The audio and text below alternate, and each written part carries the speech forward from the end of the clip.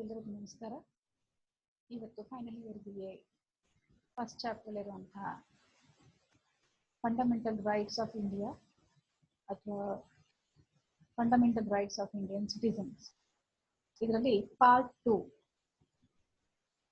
ಈ ಯೂನಿಟ್ ಬಗ್ಗೆ ಈ ಕ್ಲಾಸಲ್ಲಿ ಡಿಸ್ಕಷನ್ ಮಾಡೋಣ. ಫಂಡಮೆಂಟಲ್ ರೈಟ್ಸ್ ಆಫ್ ಇಂಡಿಯಾ ಅಥವಾ fundamental rights of Indian citizens, ಇದರಲ್ಲಿ ಈಗಾಗಲೇ ನಾವು ಹಿಂದಿನ ಕ್ಲಾಸಲ್ಲಿ right to equality, right to freedom ಅಥವಾ ರೈಟ್ ಟು ಲಿಬರ್ಟಿ ಮತ್ತು ರೈಟ್ ಅಗೇನ್ಸ್ಟ್ ಎಕ್ಸ್ಪ್ಲಾಯ್ಟೇಷನ್ ಇದಿಷ್ಟನ್ನು ನಾವು ತಿಳ್ಕೊಂಡಿದ್ವಿ. ಈಗ ಇವತ್ತಿನ ಕ್ಲಾಸಲ್ಲಿ ಉಳಿದ ಭಾಗವನ್ನು ನಾವು ತಿಳ್ಕೊಳ್ಳೋಣ. ಇದು BA ಫೈನಲ್ ಇಯರಲ್ಲಿ 5th ಸೆಮ್ಗೆ ಇರುವಂಥ 5.1 ಪೇಪರ್ ಆಗಿದೆ. ಸೆಷನ್ 7 ಬಗ್ಗೆ ಇವತ್ತು ನಾನು ಎಕ್ಸ್ಪ್ಲೇನ್ ಮಾಡ್ಲಿಕ್ಕೆ ಹೋಗ್ತಾ ಇದ್ದೇನೆ. ಇದರ ಒಂದು ವಿದ್ಯಾರ್ಥಿಗಳಿಗೆ ಅನುಕೂಲ ಏನು ಅಂತ ನೋಡಿದ್ರೆ, students will know the basic structure of Indian constitution, specially fundamental rights, ಮೂಲಭೂತ ಹಕ್ಕುಗಳ ಬಗ್ಗೆ ವಿದ್ಯಾರ್ಥಿಗಳಿಗೆ ಸಂಪೂರ್ಣ ಮಾಹಿತಿ ಈ ತರಗತಿಯಲ್ಲಿ ಸಿಗುತ್ತೆ. ಫಂಡಮೆಂಟಲ್ ರೈಟ್ಸ್ ಅಲ್ಲಿ ನಾವು 25 ಇಂದ 28 ವರೆಗೆ right to freedom of religion ಬಗ್ಗೆ ನೋಡ್ತೇವೆ. ಧಾರ್ಮಿಕ ಸ್ವಾತಂತ್ರ್ಯದ ಹಕ್ಕು. ಈ ಧಾರ್ಮಿಕ ಸ್ವಾತಂತ್ರ್ಯದ ಹಕ್ಕು 25, 26, 27 ಮತ್ತು 28ನೇ ವಿಧಿಗಳನ್ನ ಒಳಗೊಂಡಿದೆ. 25ನೇ ವಿಧಿ ಪ್ರಕಾರ freedom of conscience and free profession, practice and propagation of religion. ಯಾವುದೇ ಒಬ್ಬ ವ್ಯಕ್ತಿ ತನಗೆ ಇಷ್ಟ ಬಂದಂತಹ ಧರ್ಮವನ್ನು ಅನುಸರಿಸುವ ಮತ್ತು ಅದನ್ನು ಅಭ್ಯಾಸ ಮಾಡುವಂತಹ, ಧರ್ಮವನ್ನು ಪ್ರಚಾರ ಮಾಡುವಂತಹ ಹಕ್ಕನ್ನ ಹೊಂದಿರ್ತಾನೆ ಅಥವಾ ಸ್ವಾತಂತ್ರ್ಯವನ್ನ ಹೊಂದಿರ್ತಾನೆ. ಇಲ್ಲಿ all persons are equally adapted to freedom of conscience. ಪ್ರತಿಯೊಬ್ಬ ವ್ಯಕ್ತಿಗೂ ಕೂಡ ಧರ್ಮವನ್ನ ಅನುಸರಿಸೋದಕ್ಕೆ ಅವಕಾಶ ಇದೆ. ಇಲ್ಲಿ ಯಾರು ಕೂಡ ಇದರ ಬಗ್ಗೆ ಏನು ಇಂಥದೇ ಧರ್ಮ ಅನುಸರಿಸಿ ಅಂತ ಹೇಳಿ ಒತ್ತಾಯ ಮಾಡುವಂತೆ ಇಲ್ಲ. ಅಂದ್ರೆ ಪ್ರತಿಯೊಬ್ಬ ವ್ಯಕ್ತಿ ಕೂಡ all persons are equally adapted the freedom of conscience and the right freely to profess, practice and propagation of religion. ಅಂದ್ರೆ ಆ ಧರ್ಮದ ಬಗ್ಗೆ, ತಮ್ಮ ಧರ್ಮದ ಬಗ್ಗೆ ಪ್ರಚಾರ ಮಾಡಬಹುದು, ತಮಗಿಷ್ಟ ಬಂದಂತ ಧರ್ಮವನ್ನ ಅನುಸರಿಸಬಹುದು, ಇಷ್ಟ ಬಂದಂತ ದೇವರನ್ನ ಪೂಜೆ ಮಾಡಬಹುದು. ಇದರಲ್ಲಿ ಯಾರೂ ಕೂಡ ಯಾವುದೇ ರೀತಿಯಾದಂತಹ ಒತ್ತಾಯವನ್ನ ಮಾಡಬೇಕಾದ ಅವಶ್ಯಕತೆ ಇಲ್ಲ. ಪ್ರತಿಯೊಬ್ಬರು ತಮಗೆ ಇಷ್ಟ ಬಂದಂತ ಧರ್ಮವನ್ನು ಅನುಸರಿಸೋದಕ್ಕೆ ಅವಕಾಶ ಇದೆ.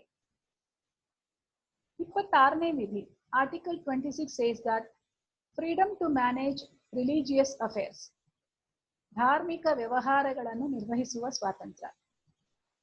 ಈಗ ನಾವು ಅನೇಕ ಮಠ, ಮಸೀದಿ, ಚರ್ಚ್ಗಳನ್ನ ಕಾಣ್ತೇವೆ. ಪ್ರತಿಯೊಬ್ಬ ವ್ಯಕ್ತಿ ಕೂಡ ಅಂದ್ರೆ they shall have the right to establish and maintain institutions for religious and charitable purposes, to manage its own affairs in matters of religion, to own and acquire movable and immovable property, and to administer such property in accordance with law. ಈಗ ಧಾರ್ಮಿಕ ಸಂಸ್ಥೆಗಳನ್ನ ಪ್ರಾರಂಭ ಮಾಡಬಹುದು. ಅದಕ್ಕೆ ಆಸ್ತಿ, ಚರಾಸ್ತಿ ಮತ್ತು ಸ್ಥಿರಾಸ್ತಿಗಳನ್ನು ಹೊಂದೋದಕ್ಕೆ ಅವಕಾಶ ಇದೆ. ಧಾರ್ಮಿಕ ದತ್ತಿ ಉದ್ದೇಶಗಳಿಗಾಗಿ ಸಂಸ್ಥೆಗಳನ್ನ ಸ್ಥಾಪಿಸುವ ಮತ್ತೆ ನಿರ್ವಹಿಸುವ ಹಕ್ಕನ್ನ ಹೊಂದಿದ್ದಾರೆ. ಮತ್ತು ಅದನ್ನ ಸ್ವಾಧೀನಪಡಿಸಿಕೊಳ್ಳಲಿಕ್ಕೆ, ಅದಕ್ಕೆ ನಿರ್ವಹಿಸುವಂತಹ ಒಂದು ಕಾನೂನಿನ ಪ್ರಕಾರ ಹಕ್ಕನ್ನ ಹೊಂದಿದ್ದಾರೆ. ಪ್ರತಿಯೊಬ್ಬ ವ್ಯಕ್ತಿ ಕೂಡ ಇದಕ್ಕೆ ಅವಕಾಶ ಕೊಡಲಾಗಿದೆ. ಇನ್ನು article 27 freedom as to payment of taxes for promotion of any particular religion. ಯಾವುದೇ ನಿರ್ದಿಷ್ಟ ಧರ್ಮದ ಪ್ರಚಾರಕ್ಕಾಗಿ ತೆರಿಗೆ ಪಾವತಿಸುವ ಸ್ವಾತಂತ್ರ್ಯ. ಈಗ ಯಾವುದೇ ವ್ಯಕ್ತಿಯನ್ನ ತೆರಿಗೆ ಪಾವತಿಸಿ ಅಂತ ಹೇಳಿ ಒತ್ತಾಯ ಮಾಡುವಂತ ಇಲ್ಲ. No person shall be compelled to pay any taxes, the proceeds of which are specifically appropriated in payment of expenses for the promotion for maintenance of any particular religion or religious denomination. ಈಗ ಧಾರ್ಮಿಕ ಸಂಸ್ಥೆಗಳನ್ನ ಪ್ರಾರಂಭ ಮಾಡಿದ್ದಾರೆ, ಅದಕ್ಕೆ ಯಾವುದೇ ಧರ್ಮದ ಪ್ರಚಾರಕ್ಕಾಗಿ ತೆರಿಗೆ ಪಾವತಿಸುವ ಸ್ವಾತಂತ್ರ್ಯದ ಬಗ್ಗೆ ಈ ಒಂದು ಆರ್ಟಿಕಲ್ ತಿಳಿಸುತ್ತೆ. ಈಗ ಅದಕ್ಕೆ ವೆಚ್ಚಕ್ಕೆ ಸಂಬಂಧಪಟ್ಟಂತೆ ಆ ತೆರಿಗೆ ಕೊಡಿ ಅಂತ ಹೇಳಿ ಒತ್ತಾಯಪಡಿಸುವಂತಹ, ಪಾವತಿಸೋದಕ್ಕೆ ತೆರಿಗೆ ಪಾವತಿಸೋದಕ್ಕೆ ಯಾವುದೇ ವ್ಯಕ್ತಿಯನ್ನ ಒತ್ತಾಯಪಡಿಸುವಂತೆ ಈ ಕಾನೂನು, ಈ ಹಕ್ಕಿನ ಪ್ರಕಾರ ಒತ್ತಾಯಪಡಿಸುವಂತೆ ಇಲ್ಲ. ಇನ್ನು article 28, freedom as to attendance at religious instruction or religious worship in certain educational institutions.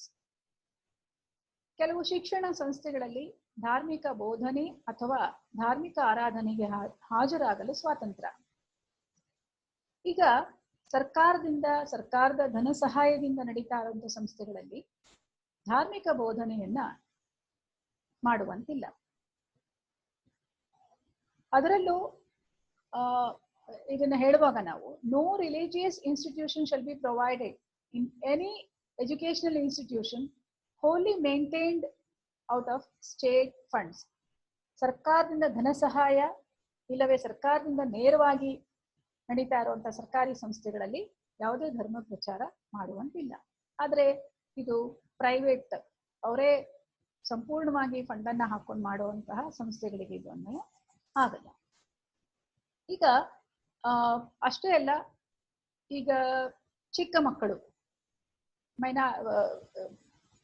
ಚಿಕ್ಕ ಮಕ್ಕಳಿಗೆ ಧಾರ್ಮಿಕ ಬೋಧನೆ ಮಾಡಬೇಕಾದ್ರೆ ಅವರಿಗೆ ಪೋಷಕರ ಅನುಮತಿ ಕಡ್ಡಾಯ.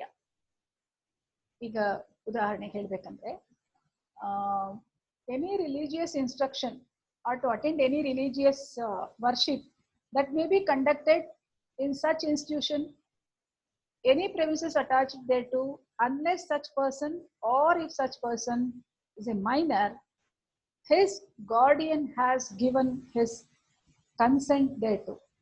ಅವರ ಪೋಷಕರ ಅನುಮತಿ ಕಡ್ಡಾಯ ಆ ಒಂದು ಧಾರ್ಮಿಕ ಬೋಧನೆಗೆ ಆ ಒಂದು ಅವಕಾಶವನ್ನ ಕಲ್ಪಿಸಲಾಗಿದೆ.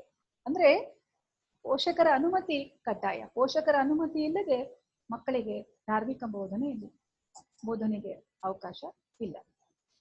ಅಂದ್ರೆ 25 to 28 ಆರ್ಟಿಕಲ್ಸ್ ನೋಡೋ ಪ್ರಕಾರ ಪ್ರತಿಯೊಬ್ಬ ವ್ಯಕ್ತಿ ತನಗಿಷ್ಟ ಬಂದ ಧರ್ಮವನ್ನ ಅನುಸರಿಸಬಹುದು, ಇಷ್ಟ ಬಂದ ಧರ್ಮವನ್ನ ಪ್ರಚಾರ ಮಾಡಬಹುದು, ಇಷ್ಟ ಬಂದಂತಹ ಧಾರ್ಮಿಕ ಸಂಸ್ಥೆಗಳನ್ನ ಪ್ರಾರಂಭ ಮಾಡಬಹುದು, ಅದಕ್ಕಾಗಿ ಅವರು ಫಂಡ್ ಅನ್ನ ಕಲೆಕ್ಟ್ ಮಾಡಬಹುದು.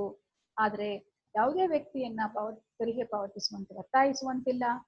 ಅಷ್ಟೇ ಅಲ್ಲ, ಈ ಯಾವುದೇ ಸರ್ಕಾರದಿಂದ ಧನ ಸಹಾಯ ಪಡೀತಾ ಇರೋ ಸಂಸ್ಥೆಗಳು ಅಥವಾ ಸರ್ಕಾರದ ಸಂಸ್ಥೆಗಳಲ್ಲಿ ಧಾರ್ಮಿಕ ಬೋಧನೆಯನ್ನ ಕಡ್ಡಾಯವಾಗಿ ಮಾಡಬೇಕು ಅಂತ ಹೇಳಿ, ಧಾರ್ಮಿಕ ಬೋಧನೆಗೆ ಹಾಜರಾಗಬೇಕು ಅಂತ ಹೇಳಿ ಯಾರನ್ನು ಒತ್ತಾಯಪಡಿಸುವಂತೆ ಇಲ್ಲ.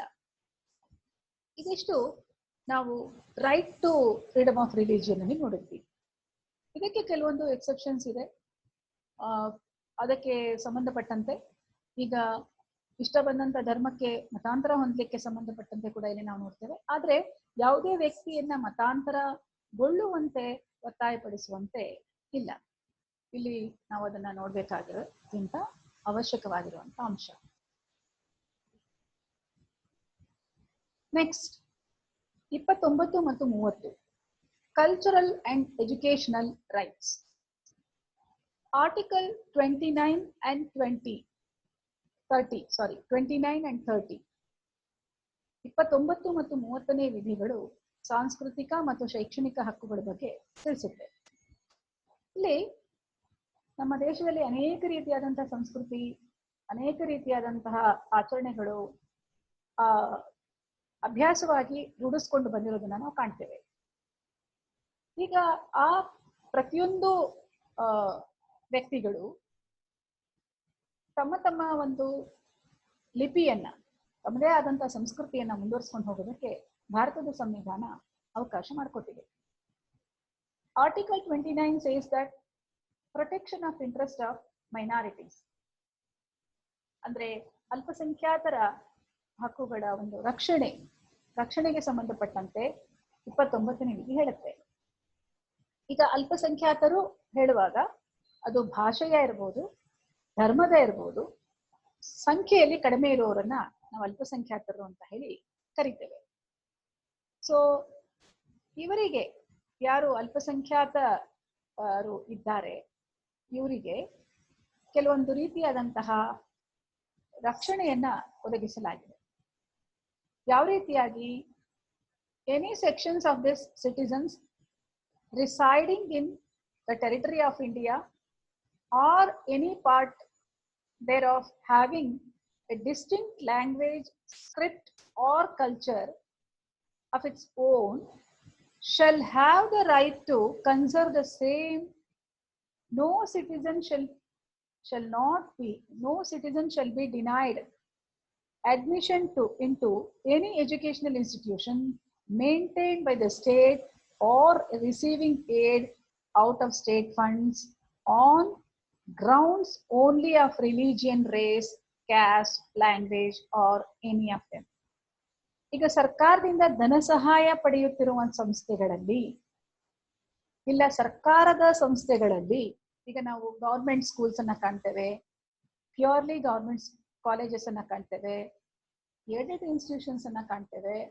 ಈಗ ಸರ್ಕಾರದಿಂದ ನಡೀತಾ ಇರೋ ಸಂಸ್ಥೆಗಳಾಗಿ, ಸರ್ಕಾರದ ಧನ ಸಹಾಯದಿಂದ ನಡೀತಾ ಇರುವಂತಹ ಸಂಸ್ಥೆಗಳಲ್ಲಾಗಿ ಅಲ್ಪಸಂಖ್ಯಾತರಿಗೆ ಪ್ರವೇಶಾವಕಾಶವನ್ನ ನಿರಾಕರಿಸುವಂತೆ ಇಲ್ಲ, ಅವರಿಗೆ ಪ್ರವೇಶಾವಕಾಶವನ್ನ ಕಲ್ಪಿಸಿಕೊಡ್ಬೇಕು ಅನ್ನೋದನ್ನ ನಾವು ಈ ಹಕ್ಕಿನಲ್ಲಿ ಕಾಣ್ತೇವೆ. ಆರ್ಟಿಕಲ್ 30 ಆರ್ಟಿಕಲ್ 30 ವಿಧಿ 30 ಹೇಳೋ ಪ್ರಕಾರ right of minorities to establish and administer educational institutions. 30ನೇ ವಿಧಿ ಪ್ರಕಾರ, ಭಾರತದ ಸಂವಿಧಾನದ ಈ ವಿಧಿ ಹೇಳುವ ಪ್ರಕಾರ ಅಲ್ಪಸಂಖ್ಯಾತರು ತಮ್ಮದೇ ಆದಂತಹ ಶೈಕ್ಷಣಿಕ ಸಂಸ್ಥೆಗಳನ್ನ ಸ್ಥಾಪಿಸಲು ಹಕ್ಕನ್ನ ಕೊಡಲಾಗಿದೆ. ಈಗಾಗಲೇ ಹೇಳಿದಂಗೆ ಭಾಷೆಯ ಅಲ್ಪಸಂಖ್ಯಾತರಿರ್ಬೋದು, ಧರ್ಮದ ಅಲ್ಪಸಂಖ್ಯಾತರಿರ್ಬೋದು. ಸೊ ಅವರು ತಮ್ಮದೇ ಆದಂತಹ ಶಿಕ್ಷಣ ಸಂಸ್ಥೆಗಳನ್ನ ಸ್ಥಾಪಿಸಿ ತಮ್ಮ ಒಂದು ಜನರ ಹಿತರಕ್ಷಣೆಗೆ ಅವರು ಸಹಾಯ ಮಾಡಲಿಕ್ಕೆ ಅವಕಾಶ ಮಾಡಿಕೊಡ್ಬಹುದು. ಈಗ ಇಲ್ಲೂ ಕೂಡ ಗವರ್ನಮೆಂಟ್ ಕೆಲವು ಸಾರಿ ಹಣ ಫಂಡ್ ರಿಲೀಸ್ ಮಾಡಿದಾಗ ಅಂತಹ ಶೈಕ್ಷಣಿಕ ಸಂಸ್ಥೆಗಳಿಗೂ ಕೂಡ ತಾರತಮ್ಯ ಮಾಡಬಾರ್ದು ಅನ್ನೋ ಅಂಶವನ್ನು ನಾವು ಕಾಣ್ತೇವೆ. So all minorities, whether based on religion or language, shall have the right to establish and administer educational institutions of their choice. ಇದನ್ನ ಈ ಒಂದು ವಿಧಿ ತಿಳಿಸೋದನ್ನ ನಾವು ಕಾಣ್ತೇವೆ.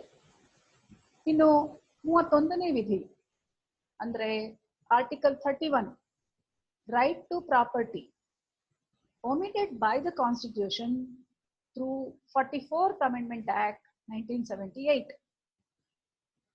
1978ರಲ್ಲಿ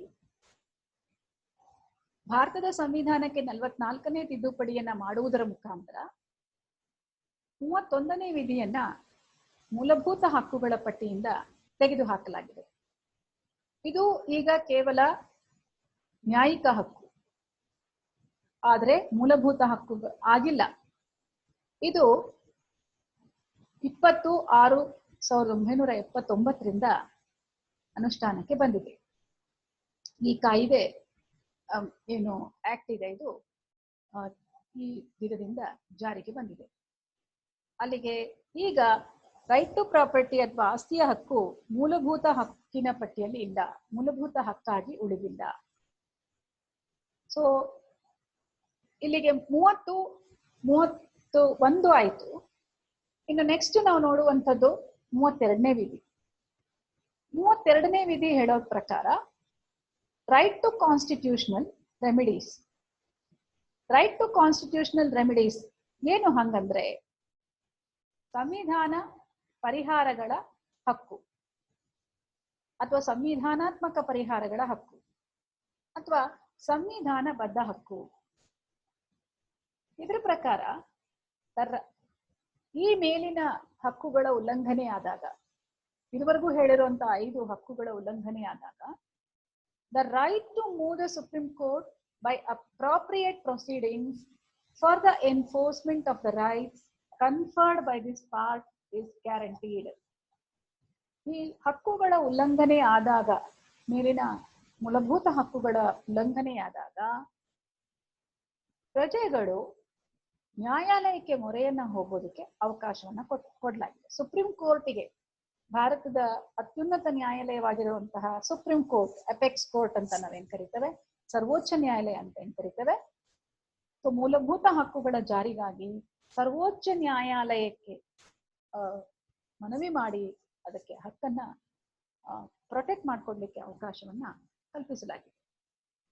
ಅದಕ್ಕೆ ನಾವು ಈ ಮೂಲಭೂತ ಹಕ್ಕುಗಳ ರಕ್ಷಕ, protector of fundamental rights, protector of Indian constitution, ಅದು ಈ ಸುಪ್ರೀಂ ಕೋರ್ಟ್ ಅಥವಾ ಸರ್ವೋಚ್ಚ ನ್ಯಾಯಾಲಯ ಆಗಿರೋದನ್ನ ನಾವು ನೋಡ್ತೇವೆ. ಇನ್ನು ಹೇಗೆ ಪ್ರೊಟೆಕ್ಟ್ ಮಾಡತ್ತೆ ಸುಪ್ರೀಂ ಕೋರ್ಟ್ ಮೂಲಭೂತ ಹಕ್ಕುಗಳನ್ನ ರಕ್ಷಿಸುವ ಸಲುವಾಗಿ, to safeguard the fundamental rights of Indian citizens, court can give Ritz.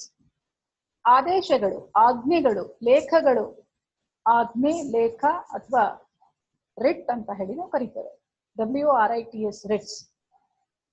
ಇದನ್ನ ಹೊರಡಿಸ್ಲಿಕ್ಕೆ ಅವಕಾಶ ಇದೆ. 5 ಬಗೆಯ ರಿಟ್ಗಳನ್ನು ಹೊರಡಿಸುವ ಅಧಿಕಾರ ಈ ಕೋರ್ಟ್ಗಿದೆ.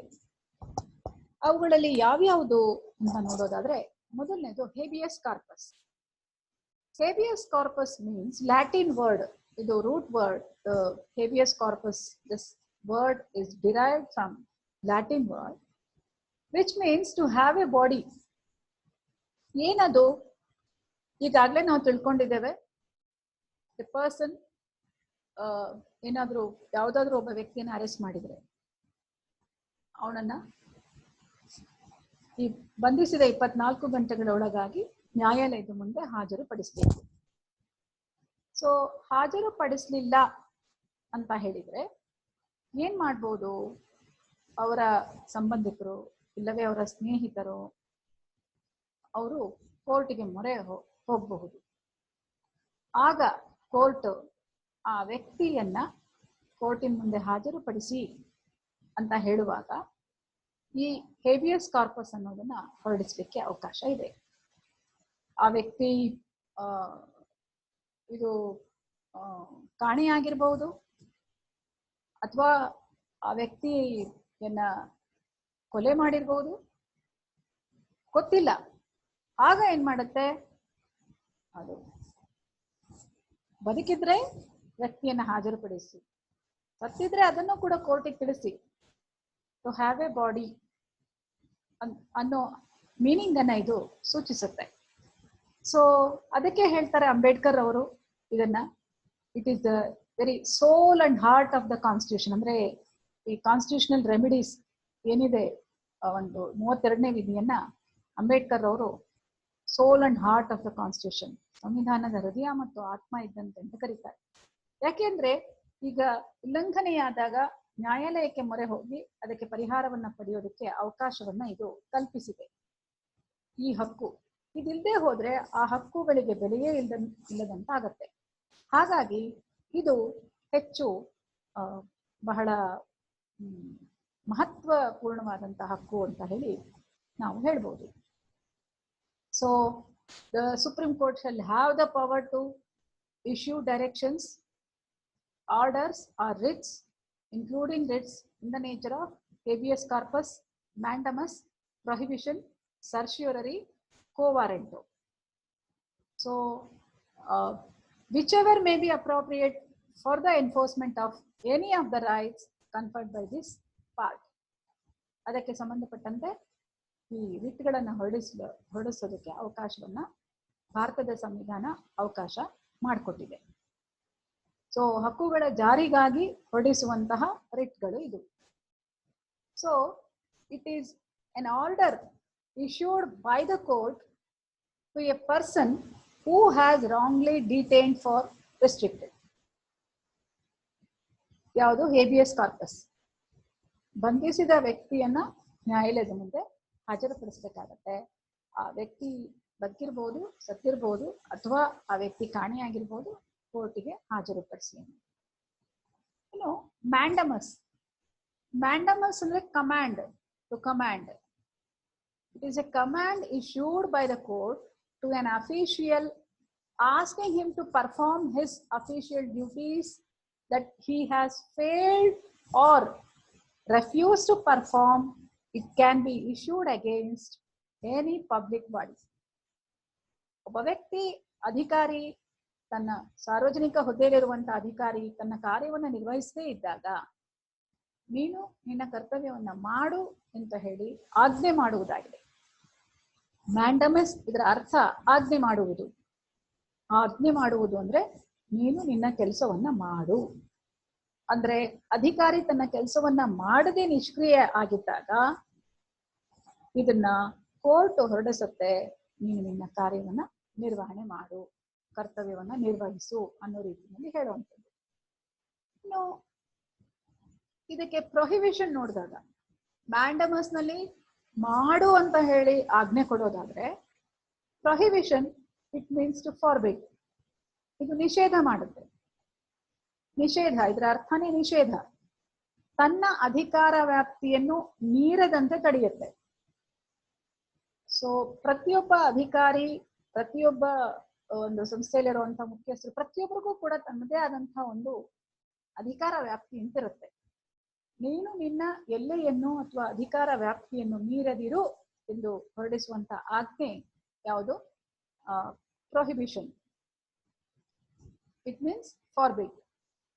So it is issued by a higher court to lower court to prevent the latter from exceeding its jurisdiction, that it does not processes.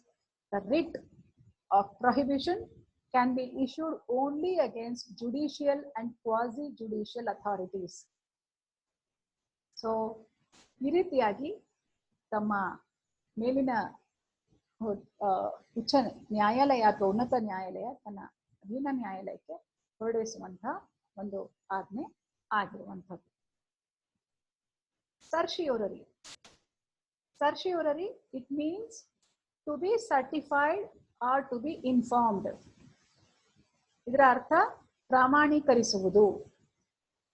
ಈಗ it is issued by a higher court to a lower court to transfer a case pending with the latter or itself, or to squash the order of the latter in a case. ಈಗ ಒಂದು case pending ಇದೆ ಅಥವಾ ಆ case ಮೇಲಿನ ನ್ಯಾಯಾಲಯಕ್ಕೆ ಹೋಗಿದೆ, ಆಗ ಅದನ್ನ ಸಂಬಂಧಪಟ್ಟಂತ ಕೇಸನ್ನ ಅಲ್ಲಿಗೆ ವರ್ಗಾವಣೆ ಮಾಡಬೇಕಾಗುತ್ತೆ. ವರ್ಗಾವಣೆ ಮಾಡುವುದು, ಆ ಕೇಳಿದಂತ ಕೇಸಿಗೆ ಸಂಬಂಧಪಟ್ಟಂತ ದಾಖಲೆಗಳನ್ನು ಒದಗಿಸುವುದು, ಇದೆಲ್ಲವೂ ಇದರಲ್ಲಿ ನಾವು ನೋಡ್ತೇವೆ. ಇನ್ನು quo warranto, it means by what at authority. ಯಾವ ಅಧಿಕಾರದ ಮೇಲೆ, ಯಾವ ಅಧಿಕಾರದ ಮೇಲೆ ಈ ಕಾರ್ಯವನ್ನ ನೀವು ತಗೊಂಡಿದ್ದೀರಿ.